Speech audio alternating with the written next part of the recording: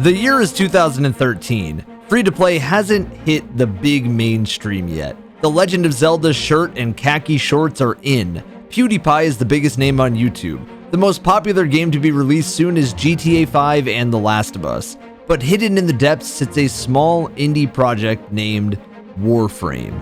According to Richard Scott Jones, a PC gamer, quote, "The concept for Warframe originated in 2000, when Digital Extremes began work on a new game titled Dark Sector. By 2012, in the wake of success of free-to-play games, the developers took their earlier Dark Sector ideas and art assets and incorporated them into a new project, their self-published one named Warframe.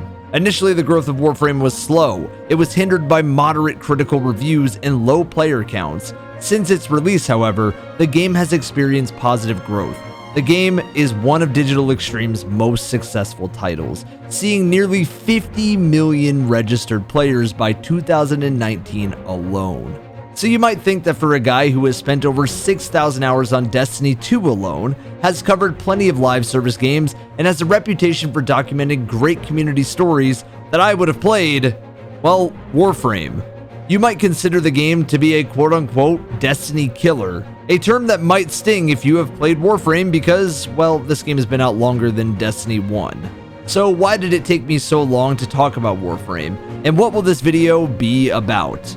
It took me so long because it was intimidating to get into. You see, for a while, Destiny was like comfort. What? You see, for a while, Destiny was like comfort food. A game that I knew so well, a community I knew well, and a constant expectation of what I was getting. While Warframe felt like a stack of 100 books on top of another until I collapsed with too much information. I was told by Warframe experts, aka a Twitch chat, that in order to review the Warframe killer, The First Descendant, I had to see where its roots and inspirations were from. Why it made Warframe players very upset. To be educated in one department, I had to get my PhD in technology. So this video will be a dive into Warframe, a review of how a Destiny player sees the game, an entry into my Destiny Killers playlist, and I guess you could call it a preview into the First Descendant review from me too. Oh, and if you like this style of videos at all, or are happy to push this video to more people to experience, please drop the video a like, and please comment if I got things wrong, or comment on your first experience with the game too. So let's dive right into Warframe. The other thing I want to remind you guys of right now is that you can go click my link and grab a Starforge beautiful brand new PC. You guys know I use Starforge for this entire run of Warframe, and it would do me a service to just click the link, man. I'm not asking you to buy a PC today. Hell, I'm not asking you to buy a PC tomorrow, next week, in the future, whatever. But clicking the link does me a huge amount of help. So thank you so much, and enjoy the rest of the video. Warframe is a lot to take in. It's an understatement to say that if you pick this game up now, that you will be overwhelmed, and that the new player experience is rough. Platinum, Endo, Credits, Aya, Regal Aya, Ducats. The complex mod system with its own mods to gather and upgrades to check out. Riven mods, frames that each have their own reasons to use them. Weapon slots to upgrade, mastery ranks, and... it's a lot. I know I always critique Bungie on their new player experience with a short tutorial then a boot into the rest of the world. But imagine if vanilla Destiny through all of the final shape was available at launch. It sounds great, but imagine if there was still material grinds from back then living in the state of stasis. No pun intended. And if each year's fixes with the game added better things but never removed the old, you might be a bit exhausted going into it all. This is why when I started, I had two of my friends taxi me, and my other friend who was new to the game with me talking it out. Did we miss out on some of the missions per planet? Yeah. Did we still get to experience every mission type and every bit the game had to offer? Also, yeah. I should say that this was an important part of my story, and I know there will be some Warframe purists that want me to experience everything the quote intended way, but I found that way to be a drag, and I did a lot of the grinds without skipping them, so I at least got to have a taste to understand it. I do want to leave a note that ultimately I am still grinding out a lot of the materials and a lot of the frames and weapons right now, so I can only have an opinion on so much. I'm also aware that the Duviri paradox allows a different path for the game, but I wanted to go back in time for my run, and I genuinely am grateful I did, because you can see that year after year after year after year after year after year, the game just got better. In my time with Warframe, I got to experience over a decade's worth of content for the game, and really see why this game works for so many people. Off the bat, if you can see past the beginning of the older content and at least make it to a quest called the Second Dream, you will be rewarded greatly. I couldn't even imagine being a player back then who found this game to be worth the time investment, and seeing the progress through. It is why I believe Warframe to have such a fantastic community. They got to see their game get better with every single update, and the leadership and devs are really in touch with what players want from what I've seen. The loop is very much what keeps people away or keeps them coming back. The game works on what is called a tile system, which are randomly generated small levels of each mission type, to keep it refreshing to revisit and to grind for the drops. On a defense mission, for example, you might be waiting there for enemies to spawn for 20 minutes with a big pipey area, or you are in a big grassy field and it's easy to finish the waves you might need. Sometimes the tiles offer depth, other times they are frustrating to navigate. But for this concept to work, Digital Extremes, the company behind Warframe, had to make movement a key priority. From what I'm told, movement wasn't always this clean in the game, but I couldn't stop wanting to perfect my slides and air dodges. You can tell that the devs are so in touch with the community, as they took a bug with movement and turned it into a feature. This, built in with the fact that the melee animations were clean, made Warframe at the very least satisfying to move around in, and it's the key emphasis to why even a boring mission can feel like some fun is being had. This is something I always loved about Destiny as well. Sure, the Sparrow is a part of exploring, but so is the class movement with skating around the map. There isn't the same tech as far as I know in Warframe, but there is a base level much stronger with movement. I even got to learn that skimmers have been in Warframe for a lot longer than Destiny, and that apparently there was a war between the communities, which I found funny because, well, they're both just games to have fun with, and they both have strengths and weaknesses. I know I said community is a big emphasis in Warframe, but it is very apparent, as people are always willing to help each other. There is easy ways to clone someone's build by them literally putting it to copy in the text chat. Clans with huge dojos to build progress towards, and with trading in them, there's styles to copy, and there's gifting. Now, I won't lie, I did get the streamer treatment, and I begged everyone not to boost me with plat or any other game-breaking frames and weapons or mods, which they listened and sent me 1,000,000 drones, so thank you. Then there's Tenagen, which is probably the most in-touch design I have ever seen a company make with its community. These are community-made skins for frames, which Digital Extremes commissions for a cut with the artists. I wish more companies did this because, well, do I even need to explain why? It seems like the early days of Destiny did learn a lot from Warframe in the original grind and some of its RPG systems with materials needed for just about everything. But the difference is that to even create weapons, Warframe needs you to buy blueprints and grind parts from specific missions to make them. You can buy some weapons with in-game materials, and you can buy a lot in this game. I know the First Descendant gets a lot of crap because you can buy a lot of the skins and fully upgradable characters, but Warframe does have the same thing. It's the trade-off of these very free-to-play games, but it doesn't mean you or I have to like it even if it's there. I will say that everything is earnable in Warframe, and even some of the grinds have been sped up a ton, so I don't personally mind it. But I know there's a massive turnoff for a lot of people to get into the game, with monetization being a huge part of the game here. Now, I know that is really just a very brief introduction to the game, but I wanted to talk about my own personal experience with the story and missions themselves, the gameplay and the major quests for story in this ever-evolving game that just looks to be getting a lot better.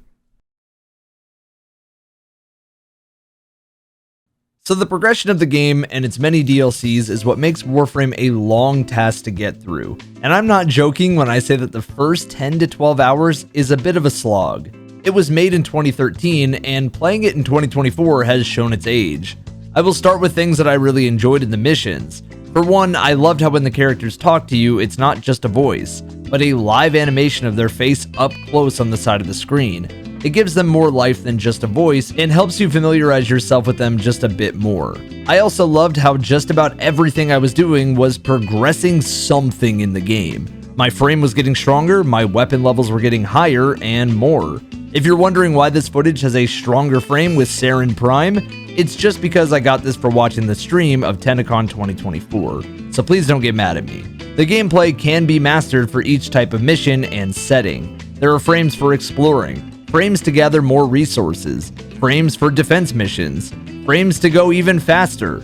Everything has a build and a purpose, and the purpose always has a build in mind. As we will continue on though, I really appreciated the puzzly mechanics in the main quest too, but I'll save my thoughts on that when we get there.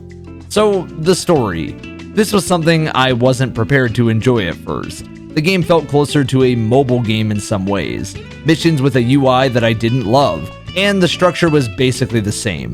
By the end, there are massive narrative beats, genuine cutscenes, and mission direction, emotional moments, new perspectives, and playable characters. And my favorite thing of all, puzzles. This fucking game, dude. What? You play as a Tenno, a mysterious race of warriors who once wielded powerful technology known as Warframes. These Warframes are biomechanical suits that grant extraordinary abilities. The Tenno was created by the Originated, a highly advanced civilization that ruled through the Origin system, a star system with multiple planets and moons. The Originated employed the Tenno as their elite soldiers in a series of conflicts against various factions, like the Fallen, the Cabal. The Tenno also fought the Hive and the Vex. Throughout the story, we follow our own journey planet to planet, finding a way to, hold on, let me Google it.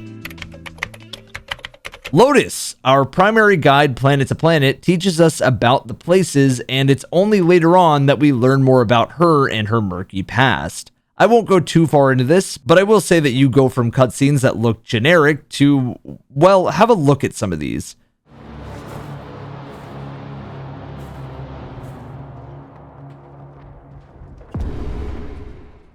You also get to see a peek into the evolution of the mission structure. We go from the samey missions, then I am playing as an expanded on operator who gets weapons and a whole moveset like a Warframe and stealth missions fighting the Veil, and I'm named the Drifter and have a small camp away from... Wait a minute, this is just Destiny.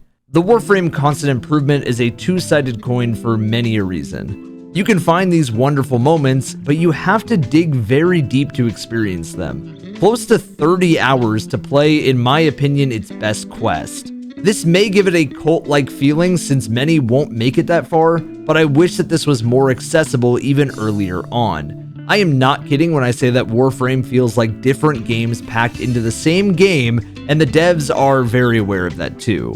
They have shortened grinds since then. They have taken measures to save space on hardware. They have even evolved the missions around what the community has wanted.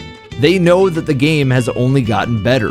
One of my favorite examples was in the new War Quest. Early on, Warframe players knew that from the assassination missions they were completing, they would get messages from this question mark villain. Then there was a payoff in the second Dream Quest that came out much later. The Stalker was now the antagonist. After that, and in the new war, he was our enemy of our enemy, which turned him into an ally. From a fan theory concept to a full-on ally in the space of only a few years. Not only that, but the variety of missions feel like the game has had time to develop ideas. There's missions out in a spaceship railjack. Yeah, Warframe has full-on space battles. There's missions in a mech. Some missions are underwater. There are missions where you could explore on the hoverboard or you could just fly around. Upgrades for farming tools, mods for all of these, the depth just continues. I could go on and on, but those strengths really shine the further you are. Gameplay-wise, some of these ideas are also just ideas and don't really hit the mark.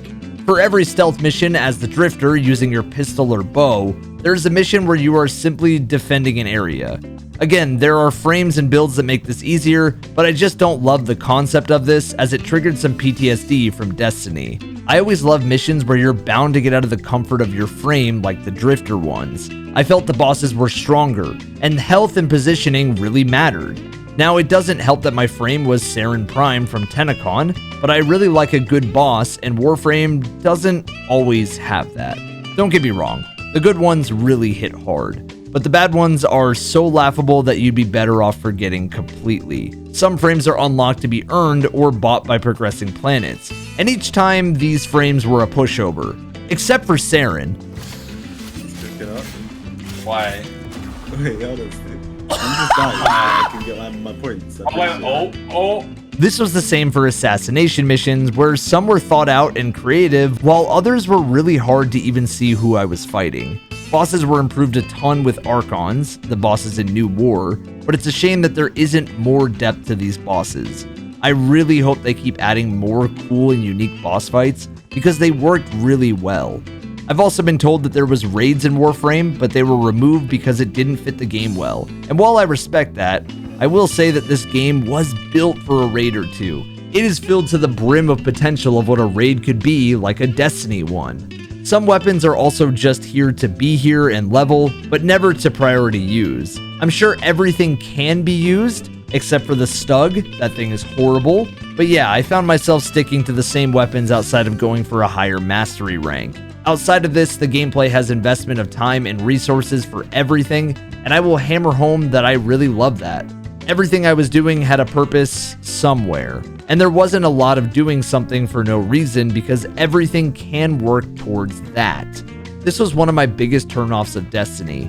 There isn't a ton of incentive to explore everything in that game, but Warframe has scratched that looter, collector, min-maxer, grinder itch so hard. It's a game, as you will learn in this next section, that I really want to come back to. I never thought I would like this type of game. It had so many red flags for me, and in the beginning, my biggest fears of it were coming true.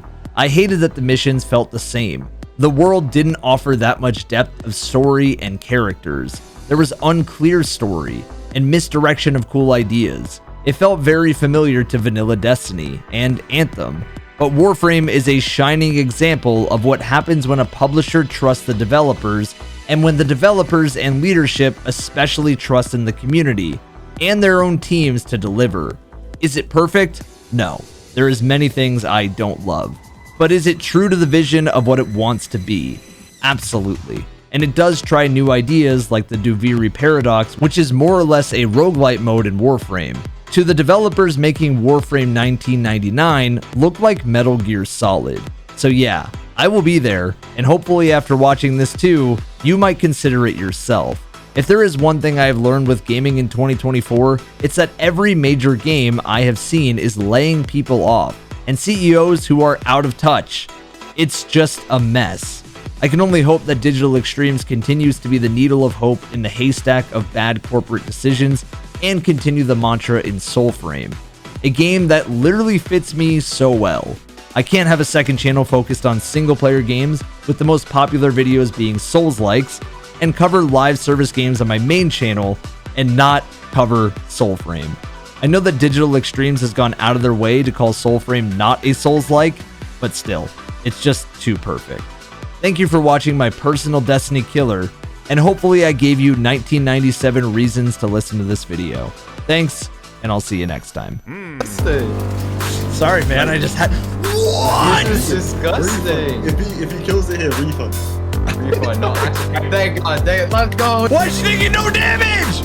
I'm dead. I'm dead. I'm dead. Yeah. What the f... Sorry. If you lose in this one, Yo, watch what just happened to me. What? It's 3 symbols, so it's 3 houses. Okay, so explain how I died there. Skittish. Like, please, You just like, got please, dead. like,